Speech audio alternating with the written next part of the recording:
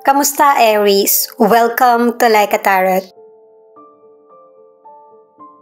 Alamin natin kung ano ang darating o kaya blessing sa taong 2025 para sa mga Aries. Unahin muna nating alamin dito sa mystical cards mo kung ano yung message na ipapakita. Mamaya naman ay yung patungkol naman sa message ng spirit guide mo.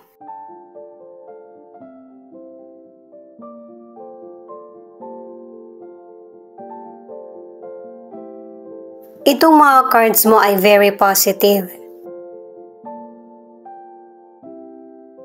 Kasi merong paparating na oportunidad na may malaking potensyal, na may malaking kita, or yung maging maganda yung maging trabaho mo or kalalabasan ng negosyo. Kahit gaano man kaliit yung dumating na kasaganaan, ay makakatulong pa rin ito sa iyo. Huwag mong maliitin yung kakayahan na meron ka at saka abilidad. I-claim mo yung power mo. Ibinigay sa iyo ng Diyos yung sapat, kaya gamitin mo. Lakasan mo yung loob mo sa pagharap ng iba't ibang challenges na dumarating sa iyo. Ito yung magpapabago sa iyo.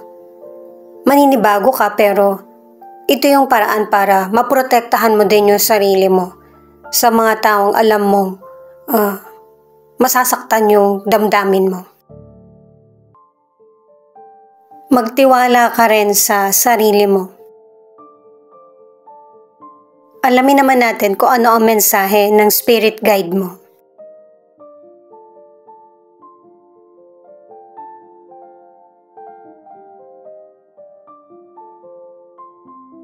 "1414 tells you to be careful not to let the negative vibe of other people get into you." Posibleng merong person na bully o kaya yung madrama sa buhay. Na parehong wala nang nakitang positibo sa sarili. At yung bawat maririnig mo sa person na ito, posibleng mahatak ka rin ng negatibo na dala nila or dala niya. Pakinggan mo yung person pero wag mong masyadong pagtuunan ng pansin. Kasi may kanya-kanya tayong personal na problema. May ibibigay mo yung tulong mo sa kapwa mo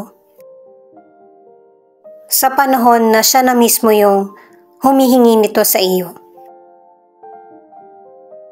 Pwede mo ring iwasan para hindi ka mahila ng negatibo. Paalala para sa mga bagong viewers na ang reading na ito ay timeless reading. General reading at guide po lamang kaya hindi po magre-resonate sa lahat. Kunin mo lang yung akma sa sitwasyon mo at kung kailan mo ito napanood, yun ang start ng 1 week reading para sa iyo. Ikaw na bahala magpalit kung si person mo ito o ikaw. Page of Swords, 7 of Cups, Page of Cups. Ito yung dapat mong i-focus para sa darating na taong 2025. Itong card na ito ang nagsasabi na kung meron ka mang gustong gawin or plano or desisyon, kailangan marami kang impormasyon. Ano man ang puna ng kapwa mo sa iyo, pakinggan mo din ito at bigyan mo ng focus kung ano yung mas makakatulong. At saka may ilan sa inyo na may routine ka nang babaguhin na mas best para sa oras mo or sa sarili. At kung meron ka mang nakaalitan, merong person na gugustuhin na magkaayos kayo. Para sa career o kaya sa negosyo, merong person na mag-aalok sa'yo ng trabaho or negosyo. Marami ka namang magiging choices, pero yung person ay magaling talaga mambola. Meron siyang iaalok na trabaho o negosyo na hindi ganon kalakihan ng kita, baliktad sa mga sinasabi niya. Ang ilan sa inyo na-experience mo na maloko ng kapwa mo o kaya merong hacker. Pero kahit na ganito yung nangyari sa karir mo o negosyo, makakabawi ka pa rin kasi merong good news at saka opportunity pa na darating sa iyo. Mas matutuwa ka sa sarili mong pagsusumikap. Para sa ilang single, nakilala mo na yung potential person. Pero sa ngayon, ay pareho kayong busy sa trabaho nyo. O kaya mga gawain. At saka kapag nagkaroon kayo ng time, na-enjoy nyo ito. Hindi nyo na nakikita yung oras. At para sa ilan na nasa relationship, nagkakaroon kayo ng konting problema ng person mo, pero bigyan mo siya ng space. Kasi yung relasyon, nagkakaroon talaga ng problema yan. At ito yung pinagdaraanan nyo. Pero magpapatuloy pa rin yung relationship nyo. Kasi mauunawaan nyo yung pangangailangan ng bawat isa. Five of Cups, the Empress, the Star. May mga sitwasyon or feeling na nakakapagpa-dismaya sa iyo dahil sa nakikita mong resulta o kaya trato sa iyo. Pero kahit na ganito yung feelings mo, ay mapoprotektahan mo pa rin ang loved ones mo at ma-achieve ang dreams. Kumbaga, meron kang mga desisyon or mga ginagawa na hindi para sa sarili mo lang, kundi para din sa mga taong nakapaligid sa iyo. Pwedeng anak mo, family or person mo. Ipagpatuloy na maniwala at saka maging matatag. Kahit mahirap na sitwasyon man ang pinagdaraanan mo, meron pa ring pag-asa at saka solution.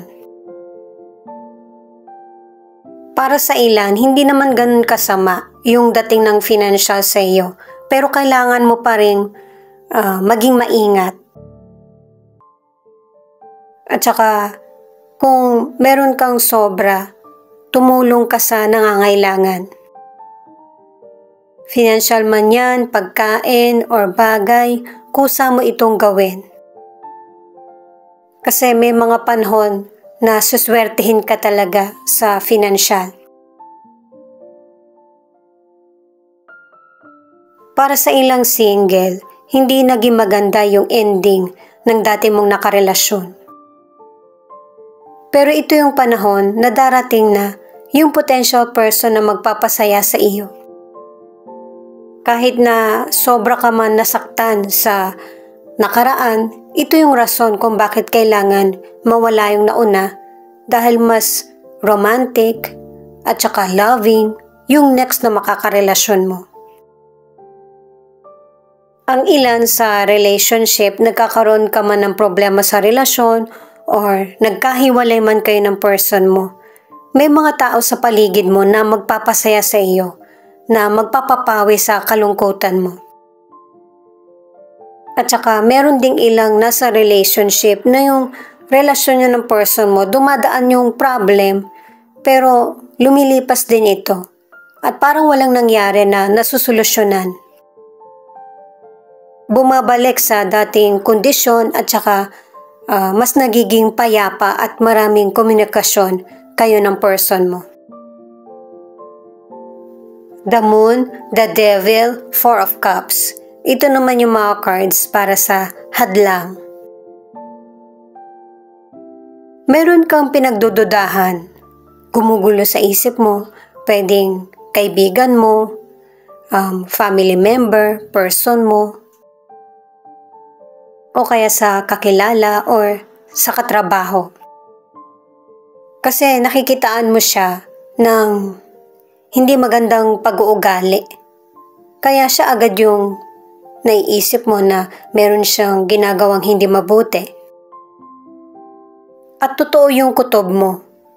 Kailangan ng pagbabago mula mismo dun sa person.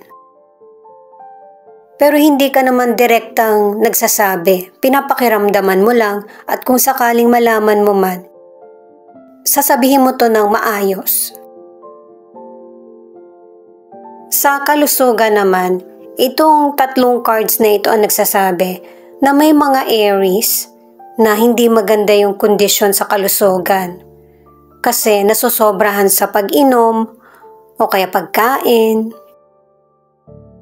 na nakakasama sa kalusugan mo. Pwedeng magdulot ito ng fatigue o kaya ng iba pang illness.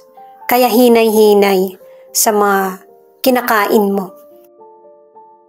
Sikapin na makapag-diet at saka yung makapag-exercise ng light lang. Para sa ilan na nasa relationship, yung romance sa relasyon nyo, dalawang cards na yung nagsasabi, nagpapatuloy. Pero ang nagiging hadlang talaga sa relasyon nyo ay yung pagiging workaholic niya. Kaya nagkakaroon ng diskusyon at saka hindi nagiging pareho yung desisyon nyo. Pero hindi naman ibig sabihin maghihiwalay na yung ilan sa inyo. Naayos nyo pa rin ito pero hindi talaga mawawala yung pagtatalo nyo.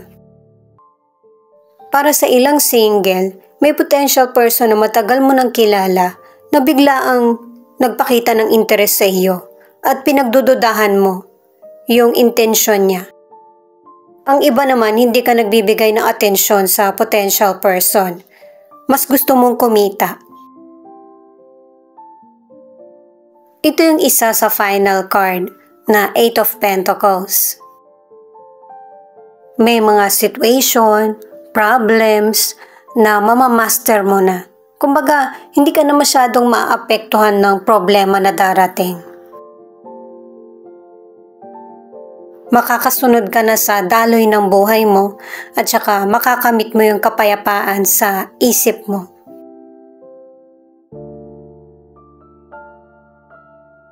Itong 7 of Swords naman ang nagsasabi na para maharap mo yung mga problemang dumarating sa iyo, na kahit hindi mo ito gustong gawin, kailangan mong pairalin yung diplomasya at saka yung katalinuhan mo. Yun bang matalino at patas na pangangatwiran or opinyon. Iwasan na maging prangka sa taong makakausap mo.